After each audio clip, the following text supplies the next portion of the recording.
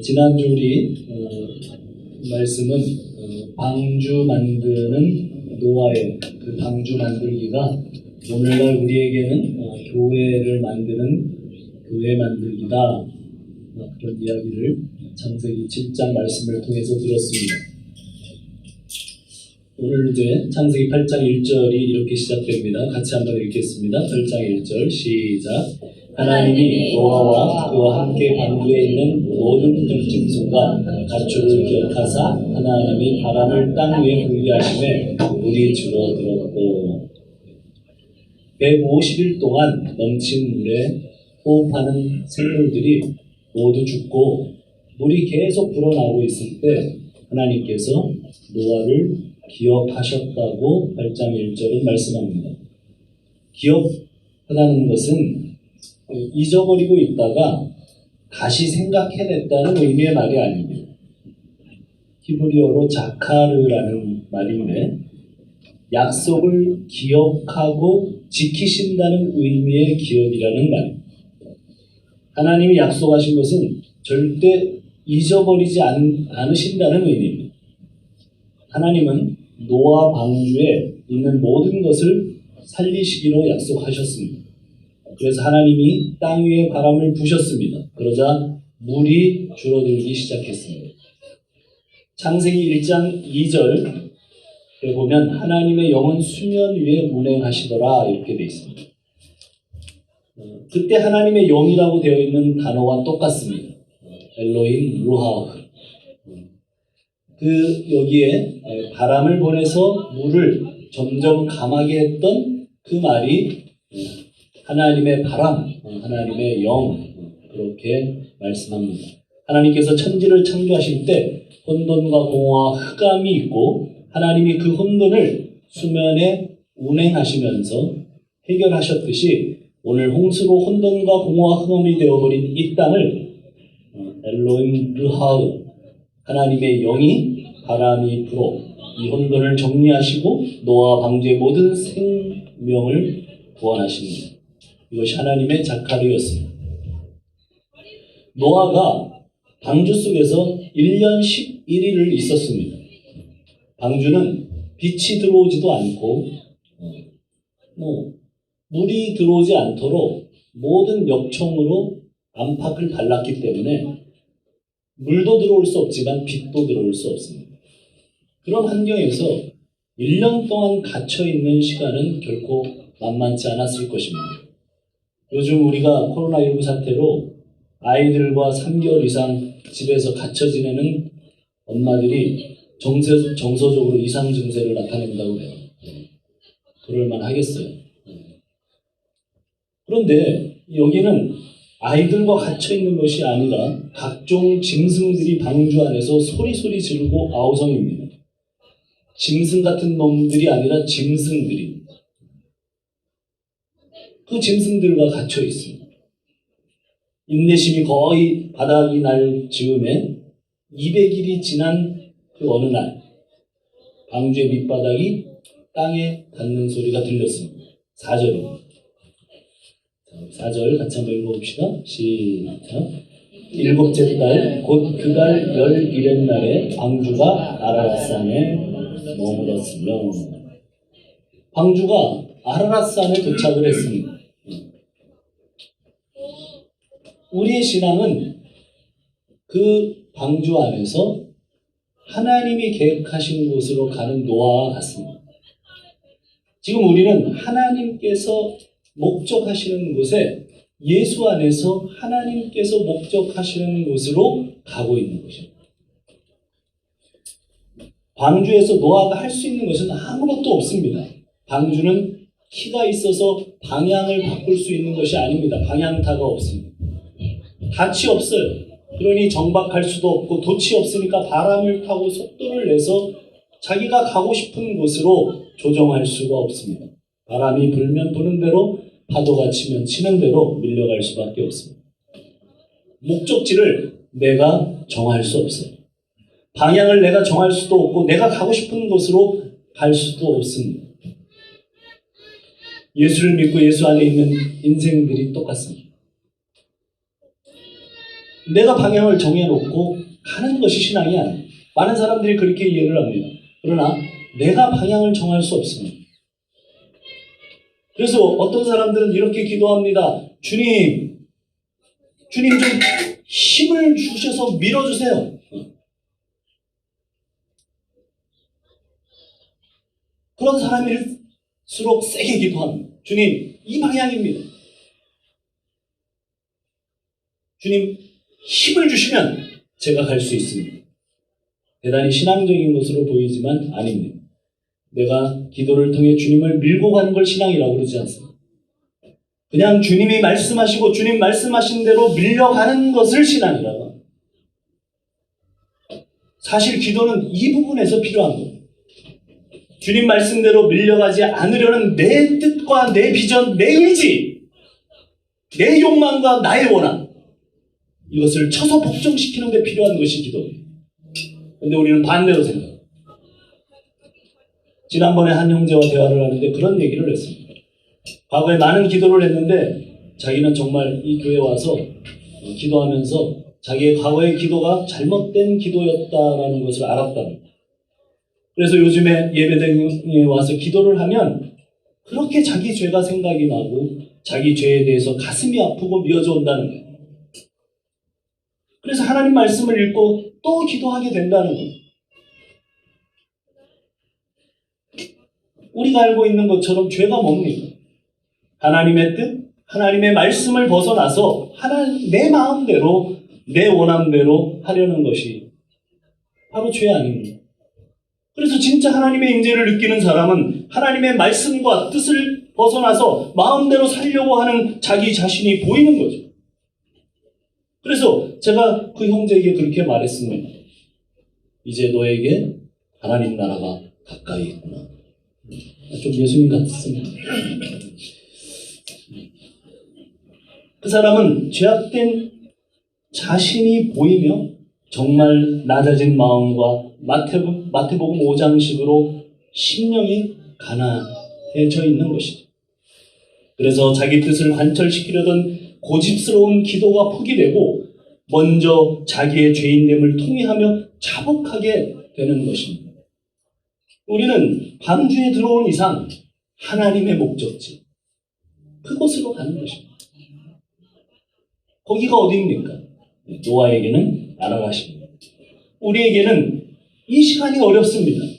도대체 어디로 가는 것인지, 방주의 문은 언제 열리는 것인지, 이 어둡고 습하고 껌껌한 곳에서 동물들과 그래서 너무나 갑갑한 나머지 견디지 못하고 문을 열고 만약에 나간다, 자유를 찾아 나간다, 밖에 널브러져 있는 시체들과 같은 신세가 되겠죠. 이 시간이 쉽지 않습니다. 그냥 하나님 말씀 들은 대로 믿고 그 말씀대로 서 있기가 쉽지 않습니다. 그래서 신앙은 많은 말씀에 서신서도 그렇고 계속 뭐라고 얘기합니까? 인내를 말합니다. 기다림을 말합니다. 아라랏에 배가 닿은 다음 2달 반 동안 있는 대로 2달 반 동안 있었어요. 아라랏 산에 배는 이미 밑창이 닿았어요. 물이 빠졌다는 거잖아요. 그 산까지. 2달 반이 지났습니다. 그런데도 하나님이 아무 말씀도 하지 않으십니다. 또 40일을 더 기다립니다. 그리고 노아가 창문을 열고 까마귀 한 마리를 내보냅니다. 왜 내보내죠? 네, 그렇죠. 아주 쉬운 답입니다. 어렵게 생각할 게 없죠. 물이 말랐나? 알아보려고.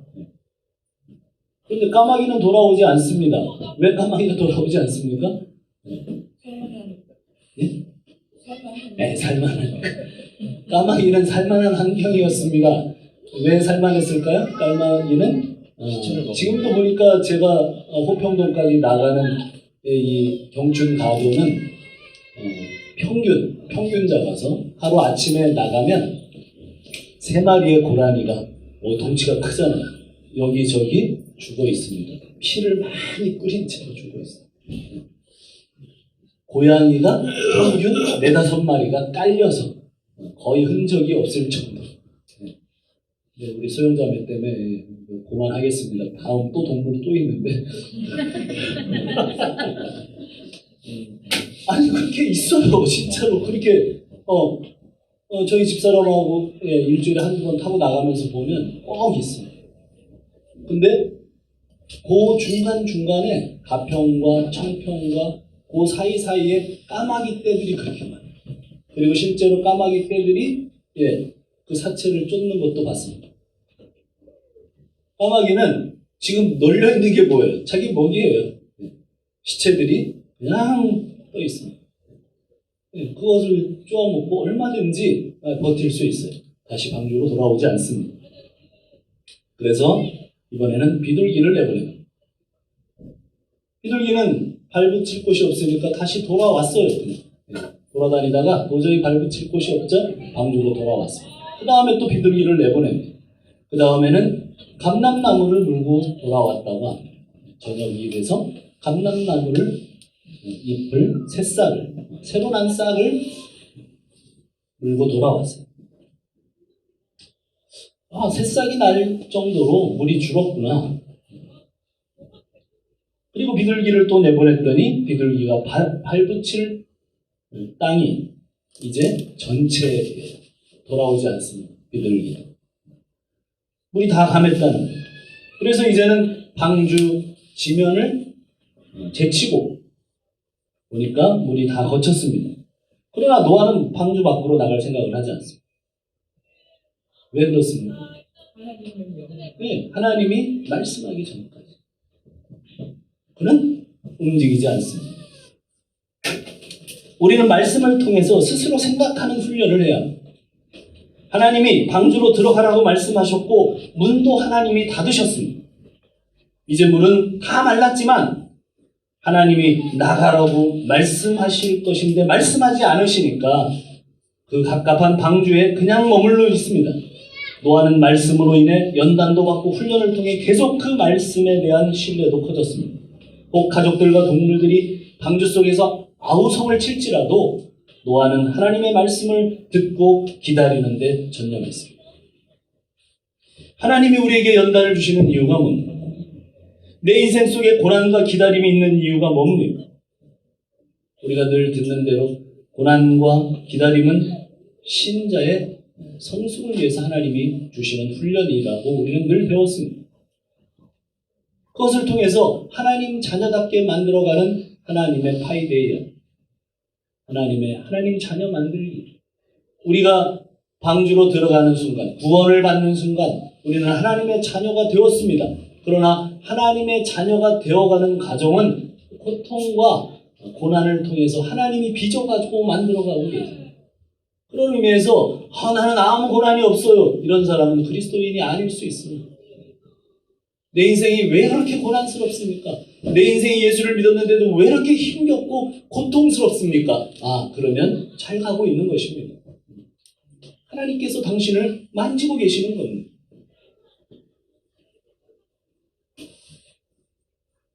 우리는 서둘다가 하나님의 뜻을 벗어납니다. 내가 무언가 해보려고 하다가 방주에서 할 게 뭐가 있어요? 그러다가 인생을 망치는 거죠. 우리가 예수를 믿는다면 하나님의 말씀을 들을 때까지 그 말씀에 순종하는 훈련을 하는 것입니다. 되게 내가 너무 많은 일을 바쁘게 하려다가 벗어나는 것입니다. 요한복음에서 뭐라고 말씀하십니까? 주님이 유대인들이 하나님의 일, 그 일을 하고 싶습니다. 이렇게 예수님께 말합니다. 그러자 예수님이 뭐라고 말씀하십니까? 하나님의 일이 뭐냐? 하나님께서 보내신 자 그 아들을 믿는 것이다. 하나님의 일이 뭐라고요? 뭐 대단한 걸 하는 게 아닙니다. 그냥 예수를 믿는 거예요. 예수를 믿는 거예요. 예수를 믿고 예수의 말씀에 따라 기다리라면 기다리라고, 가라면 가고, 오라면 오고, 그렇게 사는 거예요.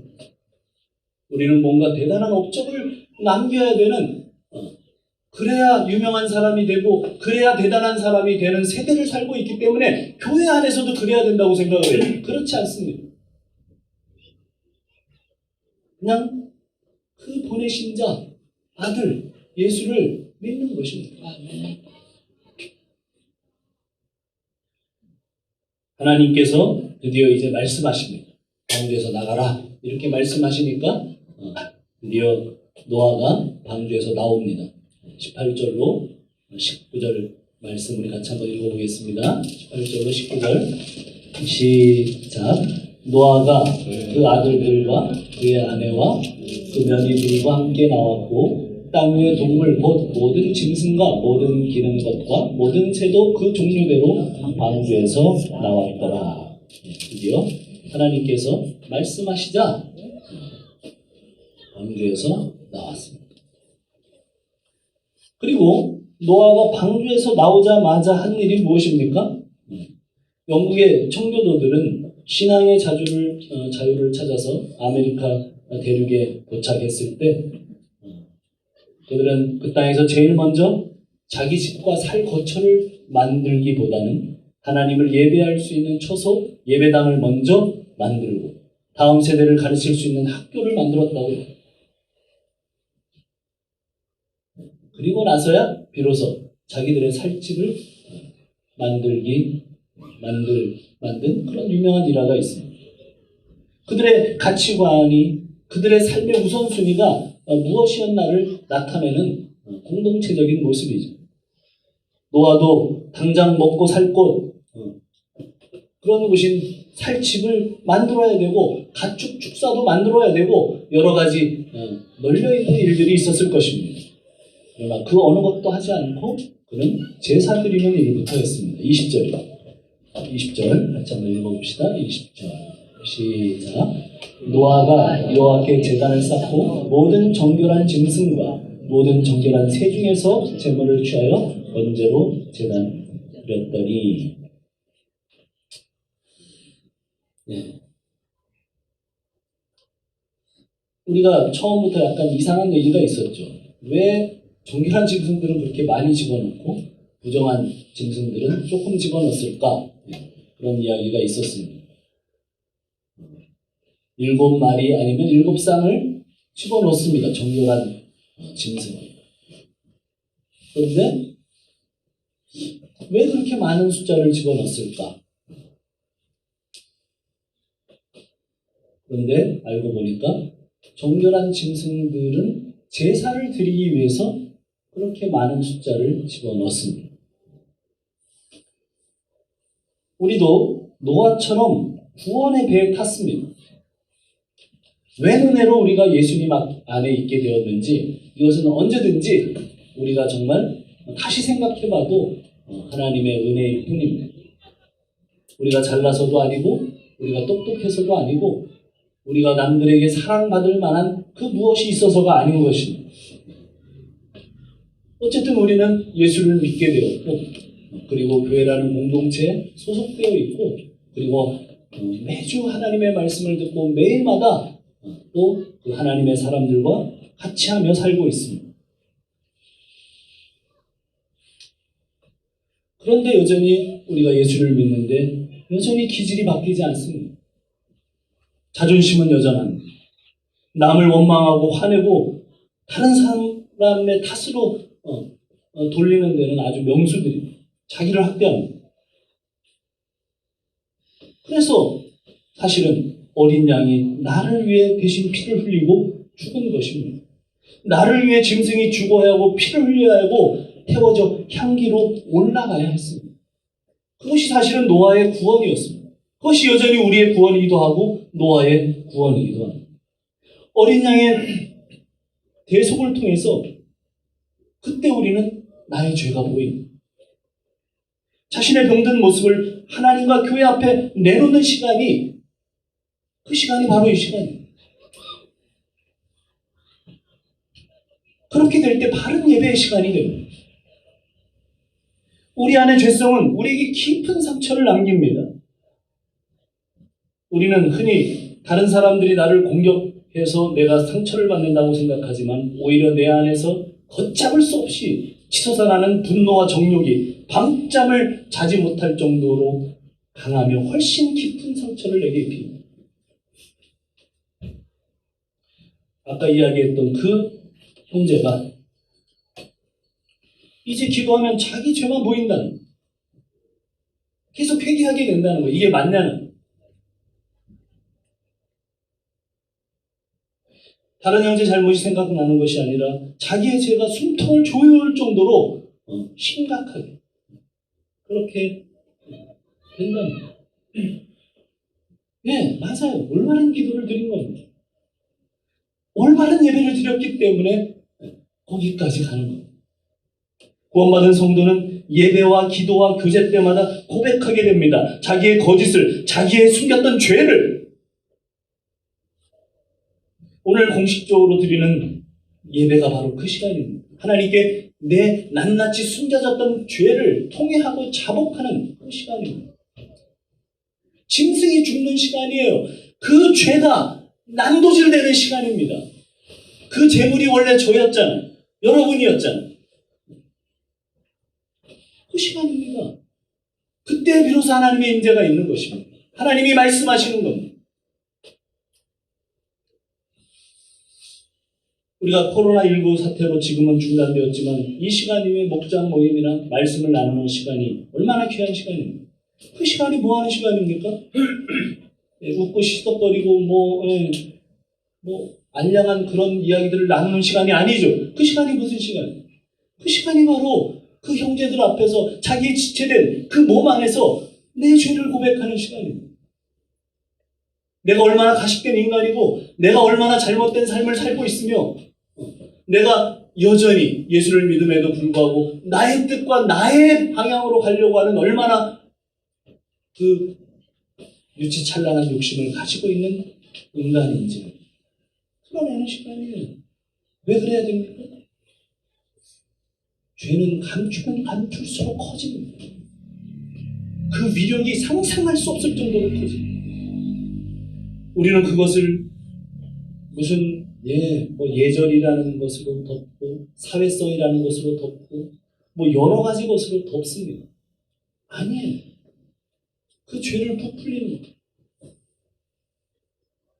마지막에는 여러분의 체면이 여러분을 지켜주지 못할 겁니다. 여러분의 사회성이 여러분을 지켜주는 것이 아닙니다. 하나님께 낱낱이 고백되어지는 그리스도의 몸 안에서 내 죄가 완전히 발가벗겨지는 그런 경험들이 여러분을 지켜줍니다. 죄는 그래야 힘을 잃습니다. 그래야 내게서 떠나갑니다. 나사렛 예수의 이름으로 명하노니 물러갈지어다 아무리 해도 물러가는 게 아니에요. 그 나사렛 예수의 힘에 그 내용이 들어가야 물러가는 거예요. 그 내용이 그 예배를 통해서 내가 고백되어진 그 죄가 그때 물러가는 거예요.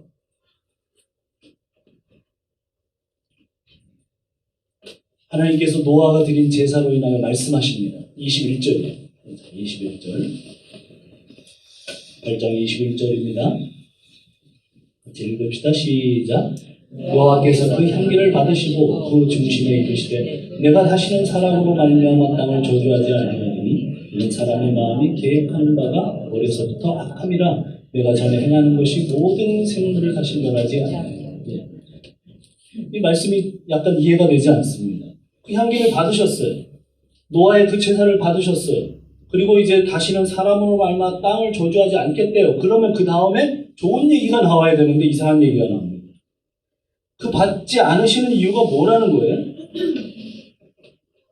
사람이 마음이 계획하는 바가 어려서부터 악함이에요. 이거 노아 홍수를 보내고 확 쓸어버릴 때하고 똑같은 상황이에요. 자, 노아 홍수가 나서 이제 8사람의 의인이 구원을 받았습니다. 그런데 하나님은 똑같이 말씀하십니다. 여전히 노아를 비롯해서 사람들 모두가 어떻다고요? 여전히 어려서부터 악할 뿐이라고 생각하는 것. 아담 이후에 선악과를 따먹은 그 죄는 노아 홍수로 해결된 것이 아니고 노아의 심판으로 해결된 것이 아니고 노아의 제사는 받으셨습니다. 그런데 인간은 날 때부터 악하답니다. 그런데 이제는 멸하지 않으시겠답니다. 무슨 말씀을 하시는 거예요? 인류의 심판과 구원은 부정한 생물 때문에 정결한 짐승이 죽는 모습으로 일어난다고 말씀하시는 것입니다. 하나님께서 받으셨잖아요. 그 증거가 뭐냐면 그 향기를 흡양하셨다고 합니다. 하나님이 무슨 타는 고기를 그 냄새를 좋아하십니까? 그럼 우리 한국 상공을 제일 좋아하실 것 같아요. 우리 한국은 진짜 무슨 양고기를 구워 먹죠, 삼겹살을 구워 먹죠, 닭갈비를 숯불 바베큐로 해 먹습니다. 점심 때가 가까우는데 외국인들은 깜짝 놀란대요. 우리 한국에 와서 그런 문화를 보고 그런 막 기기묘묘한 이렇게 막 돌려서 굽기도 하고 어떻게 막 하얀 오밀조밀하게 이렇게 볶아서 굽기도 하고 별의별 장치들이 다 있지 않습니까? 외국인들이 와서 한국에서 깜짝 놀라는 것 중에 하나가 그런 문화예요. 어떻게 이 고기를 이 식당에서 이렇게 바로 이렇게 먹을 수가 있을까? 이런 상상도 하지 못했던 음식 문화. 그래서 하나님이 그럼 우리 한국 상공에서 그 고기를 막 그 냄새를 흡입하고 계십니까? 그런 얘기가 아니에요. 그 많은 네피림 속에서 모두 영웅이 되고 거인이 되기를 바라는 세상에서 노아만이 하나님의 말씀을 듣고 의롭게 살았기 때문에 방주에서 구원을 받았을 것이라고 생각을 합니다. 그래서 의롭게 살아야겠구나를 결심하고 우리가 지난주 말씀을 또 그렇게 들었을 수도 있어요. 의롭게 사는 그 모든 것을 수행하는 종교로 가면 안 돼. 그런 얘기를 하는 것이 아닙니다. 그래서 이 얘기가 나와요. 하나님의 말씀은 노아 방주에 들어간 노아를 비롯해서 모든 사람들이 어려서부터 악하다는 것입니다. 그 악함이 드러나는 장면이 9장에서 전개되는 것입니다. 노아는 술에 취하고 그것도 히브리어 원어를 보면 자주 반복되는 습관이었어요. 그 습관은 언제부터 있었던 거냐면 노아 방주에 들어가기 전부터 있었던 습관이에요. 그걸 끊지 못했어요. 여전히. 자녀 중에 하나는 그 모습을 보고 그 하체를 드러낸 그 아비의 모습을 보고 그것을 가서 무슨 거리로 삼았다고요? 거기에 보면 그냥 그것을 이렇게 전하고 고자질한 것처럼 얘기를 했지만 그 단어는 꽤 심각한 단어입니다.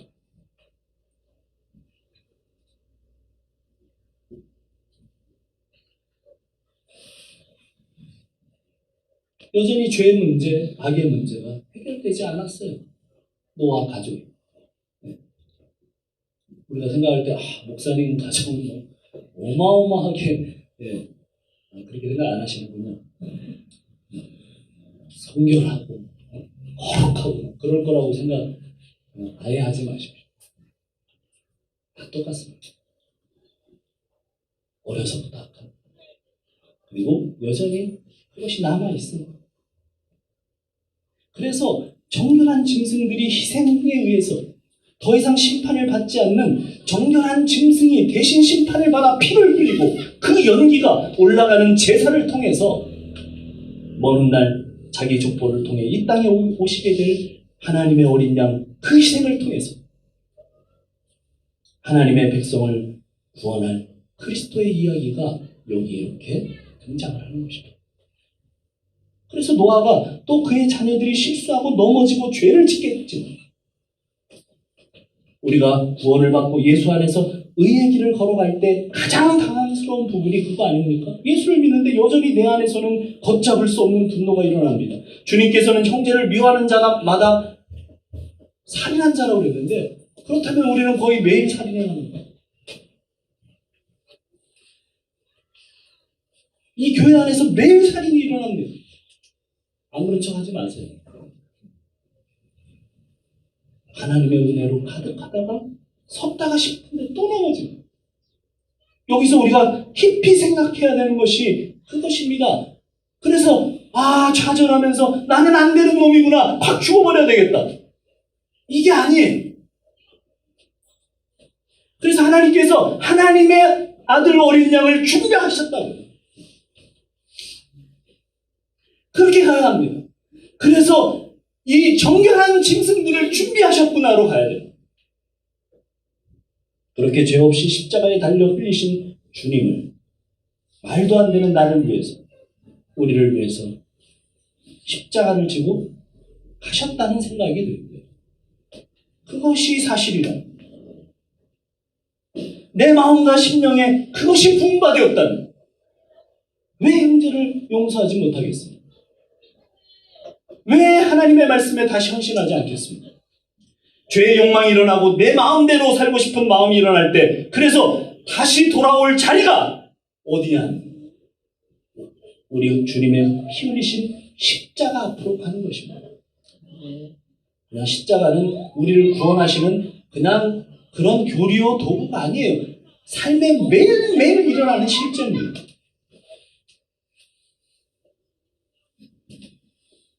그렇다면 저 얼마 전에 얘기했다는 그 형제처럼 회개할 수밖에 없습니다. 회개할 것밖에 없는 자신이 보이게 될 것입니다. 속칭 구원파가 그 거듭남의 원리를 주장하고 예수님을 믿고 구원을 받는 도리를 설명하고 구원을 받았다고 이야기를 하죠. 죄로 무너지는 지점에서 회개하는 것은 네가 구원을 받지 못한 증거라고 가르치는 것을 볼 때, 그들이 거듭났다고 하는 것과 구원받았다고 하는 것이 처음부터 잘못 이해됐는다. 근데 우리도 좀 비슷하게 봐요. 우리가 다시 돌아갈 지점이 십자가요, 회개입니다.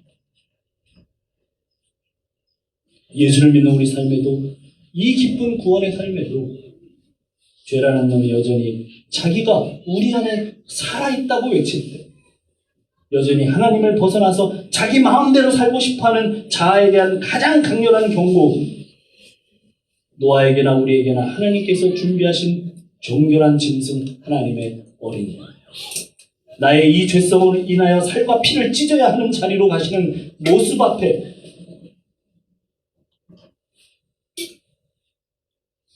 그것을 바라보면서 십자가 앞에서 무너지는 경험들, 그 회개라는 경험들을 통해 새롭게 하시는 구원의 삶을 계속 맛보며 가는 거예요. 그것이 예수를 믿는 거예요.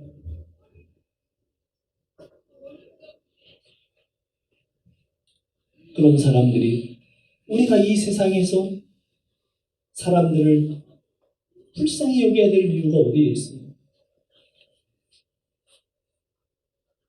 여전히 우리는 우리 자신을 돌아볼 때 우리의 죄성이 남아있기 때문에 우리도 다 똑같은 거 아닙니까? 뭐 누구나 다 그렇겠지만 지적질을 좋아하는 사람들 옆에 다 살고 있어요. 막 지적을 받아요. 저는 이런 생각을 합니다. 나는 한 번 지적하는데 저것들은 왜 나를 10번을 지적하는 거야? 그 생각이 들면서 또 지적을 합니다. 여러분, 그게 뭔지 알아요? 우리 아들이 그러더라고요. 요새 심리학을 공부하고 있는데, 아빠 그 지적질을 하거나 뭐 죄를 이렇게 얘기할 때 그 사람의 똑같은 게 있기 때문에 그렇게 합니다. 그래서 제가 공감을 했습니다. 그렇구나. 내가 그래서 그거에 대해서 이렇게 열받아 하고 지적하고 화가 나고 그러는 거예요.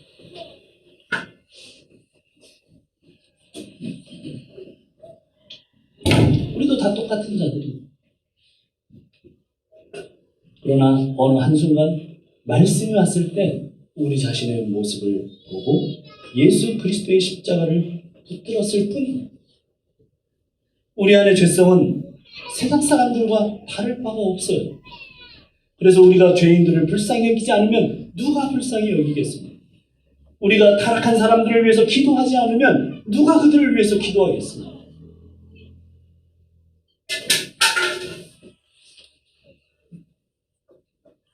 그것이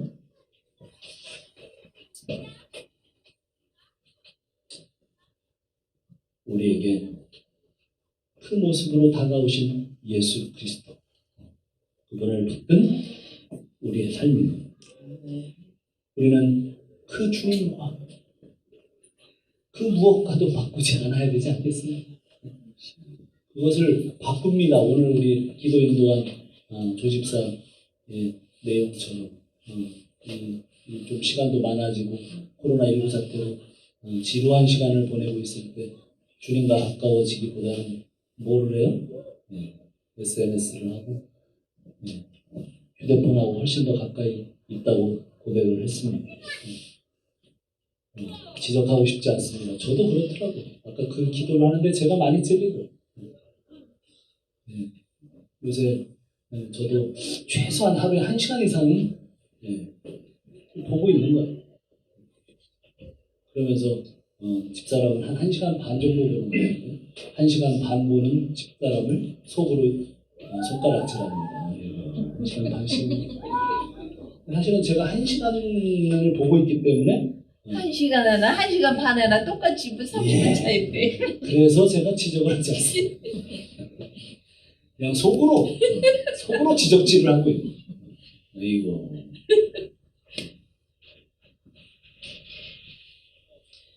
주님과 바꾸지 마십시오. 네. 휴대폰 바꾸지 마세요. 게임 바꾸지 마시고 그 외에 좋아 보이는 것들과 바꾸지 마세요.